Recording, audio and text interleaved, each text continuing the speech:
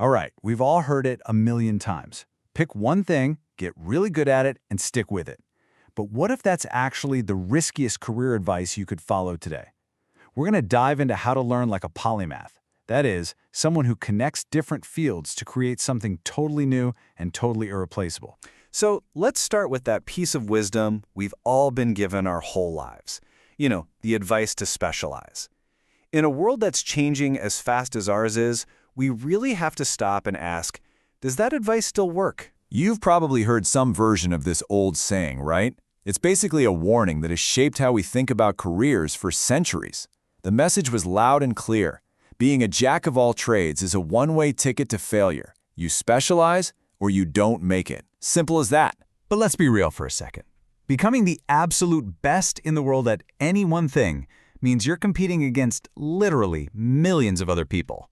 The odds are just staggering. So if that's not the only way to succeed, what's the alternative? And that question brings us to a completely different way of thinking, the path of the polymath. But to really get what that means, we need to clear away a couple of really common and really wrong ideas first. So there are two popular theories out there that try to explain genius. The first one says polymaths are just born with more types of intelligence. They're good with words, and with numbers, and with spatial stuff. The second theory is even simpler. They just have bigger, better brains, born that way. But here's the deal. Neither of those ideas actually holds up when you look at the science. And worse, they both kind of suggest that being a polymath is some gift you're born with, not a skill you can actually build. And that's exactly where they get it wrong. So if those are wrong, what's right? Well, the real answer comes from a researcher named Michael Araki.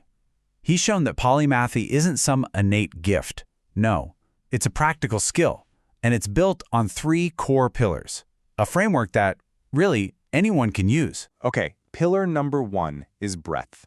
This is all about building a really wide foundation. Think of yourself like a scout.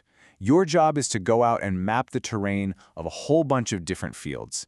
You don't have to dig deep into any of them just yet. You're just getting the lay of the land. Next up is depth. So once you've scouted the landscape, you pick a few spots, maybe 3 or 4, that really grab your attention.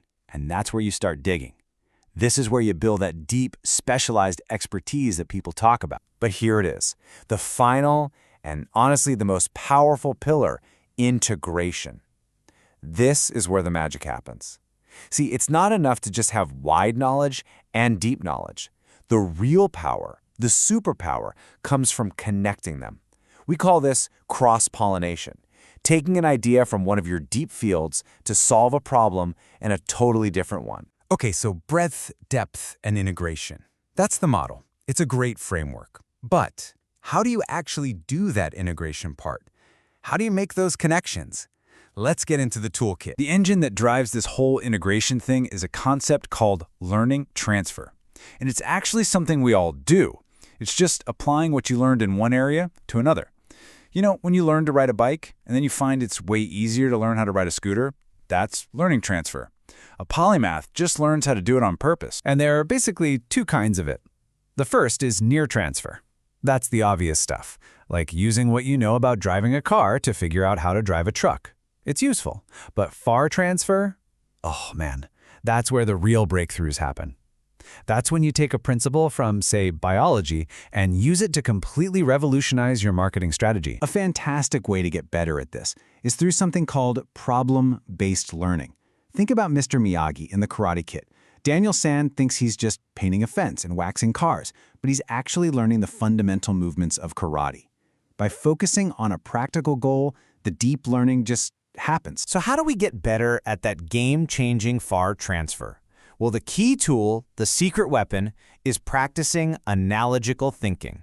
It's all about training your brain to ignore the superficial stuff and see the hidden structures that connect really different ideas. Now look at this. It might seem a little academic, but stick with me. Forcing your brain to complete this sentence, a law is to a constitution as code is to an application, makes you look past the words law and code.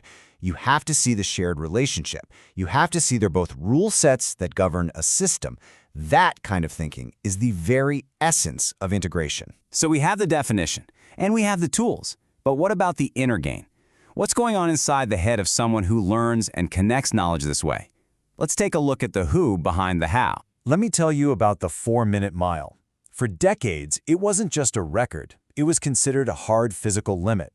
Scientists and doctors said it was biologically impossible for a human to do it. But Roger Bannister, who was a medical student himself, just didn't accept that. And on May 6, 1954, he ran it in 3 minutes and 59.4 seconds.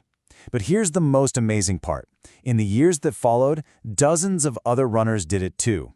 Their bodies hadn't magically changed. The only thing that changed was their belief about what was possible. That story perfectly illustrates the power of belief, which is one of the 5 core traits of a polymath's mindset.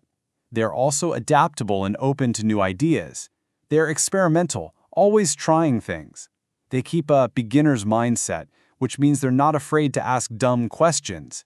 And finally, they are absolutely relentless in figuring things out. Okay, that's a lot of theory. Let's make this real. Let's turn all of this into a concrete plan with 3 steps you can take to start your own polymath journey. Like today. Here's your game plan. First, pick your fields. Choose at least 3 that you are genuinely curious about. Second, start learning. Build your breadth by just scratching the surface of each one. Then pick your favorites and start going deep. And finally, step 3, and this is the most important one, integrate. Actively, constantly ask yourself, how does this connect to that? How can an idea from field A solve a problem I'm having in field C? So I'll leave you with this question. Roger Bannister broke a physical barrier that the entire world thought was impossible. What mental barriers have you just accepted as true? What impossible thing could you achieve? Not by learning something brand new, but just by connecting what you already know in a new way.